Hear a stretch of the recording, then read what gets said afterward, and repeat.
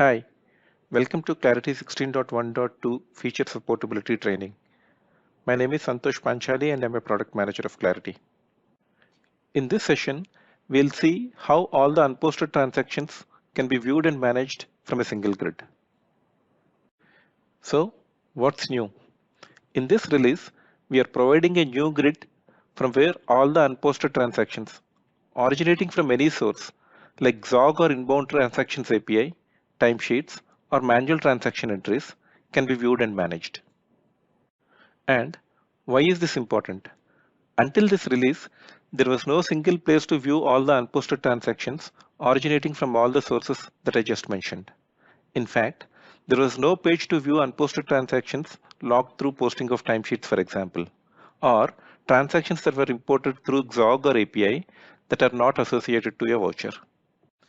Now, let's get into some details. There is a new tab available in Transactions Workspace by name Unposted Transactions. The new grids helps users to view all transactions in unposted state originating from any source. This grid also helps users to create additional manual transactions. They can even edit or delete imported and manual transactions directly from this grid. In addition, users can use the copy functionality to quickly create manual transactions. A point to be noted here is timesheet transactions can only be viewed. They cannot be created, modified, or deleted from here. Also, all the standard common grid capabilities are supported in this grid. All right, let's get into a demonstration to see this in action.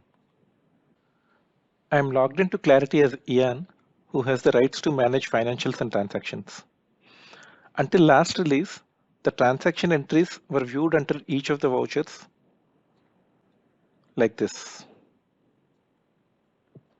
And there was no place to view transactions which are not associated to a voucher like time entry transactions and voucherless imported transactions. In this release, a new tab by name Unposted Transactions has been added. This new grid helps users to view all the transactions in unposted state originating from any source like imported, timesheets, or manual transaction entries. In addition to the fields that are available in transaction entries seen under vouchers from the preceding tab, additional fields like source module, transaction type, voucher entry number, etc. are also available in this grid. We can also add additional manual transactions from here. Let's add one. Voucher entry number is an optional field. We may choose to select a voucher from here if we'd like to associate an existing voucher to this transaction or leave it blank in order to create a voucherless transaction. In this case, let's leave it blank. Let us enter the other fields.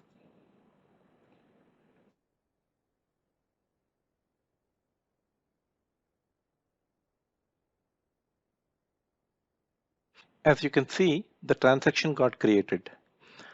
I could have also chosen to create a manual transaction by copying from an existing transaction and just change what is needed. Let's copy from this transaction that we just created. Let's change the transaction date here.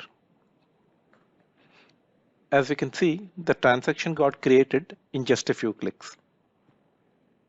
Also, I can update any transaction from here that is not a timesheet transaction, like change the investment on this one.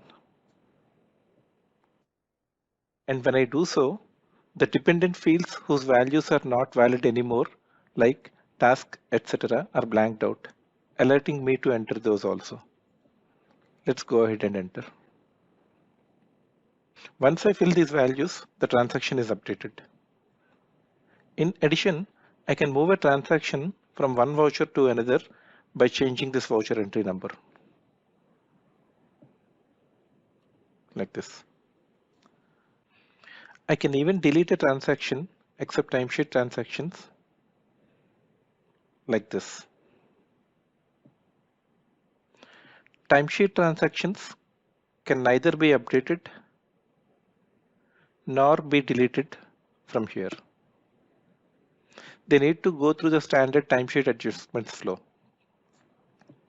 All other standard common grid capabilities like multi-selection, export to CSV, filtering, widgets, views, data grouping, details panel, etc. are also available in this grid.